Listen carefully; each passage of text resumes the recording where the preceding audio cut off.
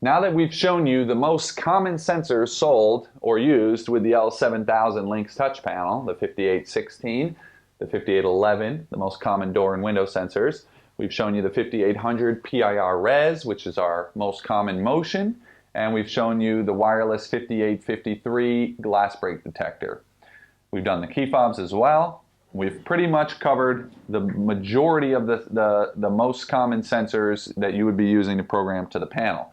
Now we're going to get into some of the other style sensors which provide you different style of installation, recessed sensors versus surface mount sensors, also sensors that have different style, different look and feel, so they fit better on skinnier door frames or things like that. So that's what we're going to show you now is the next level of sensors that we see a lot. So the 5816 and the 5811, they're both surface mount sensors. You have the sensor on the frame, the magnet on the door or the window. When the door or the window opens or closes, it pulls the magnet away from the sensor, and that's how those sensors work. This is a Honeywell 5818 MNL, Mary, Nancy, Larry. This is a recessed wireless sensor. So this device, instead of being seen on the outside of the door, on the frame and the door, you actually install inside the frame and inside the door. And when installed, this lives in the wall, and this is the portion that you would see. When you open your door, you would have this cut out, and this would be your sensor, which is in the frame. And you have your little recessed magnet, which you drill your hole into your door, and that way when the door is closed, your magnet is in line with your sensor. When your door opens, it pulls away and activates the device. So you have this dowel-shaped body that goes into your frame, and you have this short, squat, recessed magnet that goes into your door or your window, and again, when they open, they separate that way. So same style of sensor in the sense that it's still a reed switch looking for a magnet. When the magnet's away from the reed switch, it's activating the device or activating the zone, okay? But this gives you a cleaner installation where you don't even see it on the door or the window. Of course, a little bit more involved on the installation, but if you're handy enough to do that kind of installation, it's a very nice look. You have for this your sensor, your magnet, your mounting screws, and an Energizer lithium AAA battery.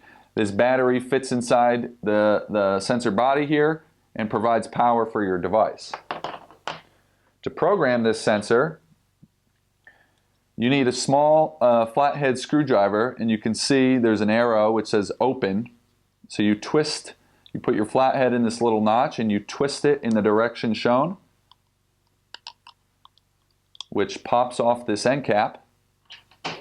And then we have on the inside the actual circuit board for the device. You can see the serial number, the alpha number with the 7 digits, which they conveniently put on this plastic body as well. And this slides down in here, and you have your 2 battery contacts. So the first step is to install the battery. You have your positive indication on the right, so you just have to install it in the proper orientation, and then you slide this down. Make sure that when you're sliding it, you can see this little red device is the reed switch. That needs to be up towards the top. Then you put your end cap back on and twist it back into place.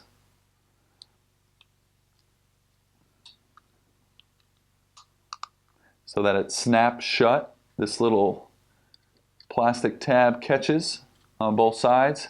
Your end cap is back in place and your battery is powering your device. You have your magnet and you can now program. So we have our 5818 MNL, and we jump into panel programming by hitting Security, More, Tools, type in our installer code, and Program. We go to Zones, and we're going to drop down into our next new zone, Always zone number 1 is only used with wired sensors, so most people are going to ignore that zone, and you're always going to skip past that zone. If we jump down, we've already programmed some of our devices, so our next available zone is zone 10. We highlight it so it's blue. We click Edit, and we're back to our familiar zone setup screen. We're using zone 10. Each device is typically a zone, and we're clicking into the serial number box. As with every device, you can simply type in the 7-digit serial number, or what I prefer to do, when you can anyways, is to activate the device 3 times to auto-enroll the sensor.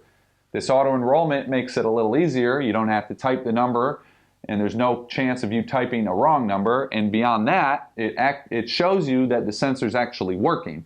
So if you had the battery in upside down, it would show you, okay, it's not working, I got to fix that, or if you somehow, your sensor was bad for some reason, if you dropped it and the reed switch broke, this auto-enrollment mode would not work. So the auto-enroll makes your life easier, and it does a double action of showing you that the device and the magnet are working as expected. So we fault our device 3 times. On a door sensor, a fault means that the door is open. So we close our door, means we put our magnet close to the sensor, then we pull it apart. We get an activation, which is indicated by the chime or the beep. We put it closed again, and we fault or open the door a second time. Now we get our second beep, which is a double beep, and it keys in our serial number and the applicable loop number. Again, a loop is to tell the system how to respond from this device. A 5818 M&L, it really only does one action, and it only uses loop number 1, and the auto-enrollment selected the proper loop, so we're good. We close our door a final time, and we open our door, and now it's kicked this out, and it's fully entered in our zone. We have our serial number, we have our loop number, and we're ready to select our device type. So device type, in this case, we're going to put it in a door. You could also put it in a window if it had the right framing for this kind of sensor. Obviously, you got to be careful in windows where you're mounting things. You wouldn't want to drill in and destroy the window. But on a wood frame door or any kind of real door, this body would sit in the frame, and so it's most commonly used with doors, but it could be used with windows.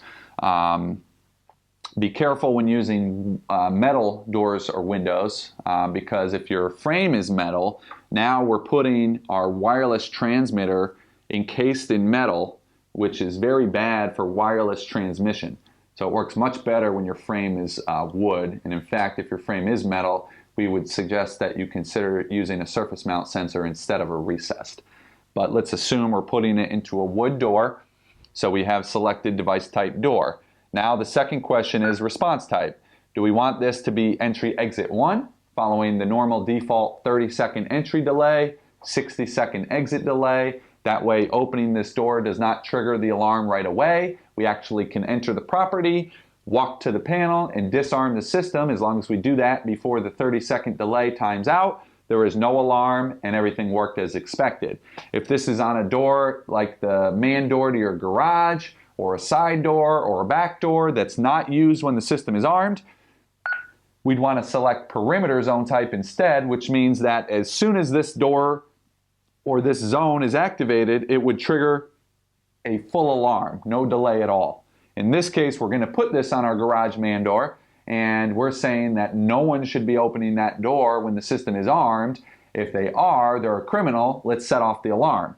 If we're disarmed, then we can open the door and it will just chime, everything will work. So that's what we want, and instead of leaving it just door and remembering that zone 10 door is our garage man door or our garage exterior door, we can name it. So we're going to use zone descriptor 1.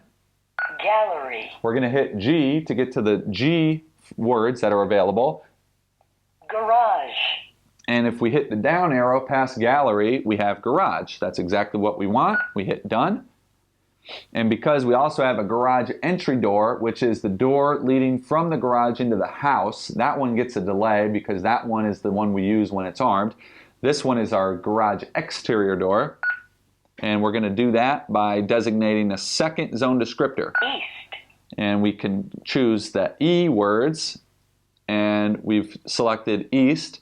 Exterior is EXT. We can also, instead of scrolling through all of the E words with the down arrow, exit, hitting the X will take us to the first EX word. Exit would probably work, but exterior, I prefer exterior, a little bit better descriptor. So we now, when it is faulted, it will say all three words, garage, exterior, door. And that indicates we're talking about our man door leading into our garage from the outside. That door should never be open when the system is armed. We have it perimeter. We have it alarm report. That means it will send an alarm to the central station if active, or activated rather. And then the chime. In this case, we do want chime on. If our system is disarmed and we're working in the house and someone opens that door, it would beep beep and we would know the garage exterior door was open. Supervised means that the panel will check for this device every 12 hours. And if this device is not seen, whether it's been destroyed, whether it's too far away from the panel, has interference between the device and the panel, any of those reasons would cause a supervision trouble or a trouble on zone 10, indicating a loss of supervision, which indicates that the panel did not see this device when it checked in. So supervised is always our recommendation for any wireless sensor that you're programming. All of this is good now. So we save our selection to lock it in.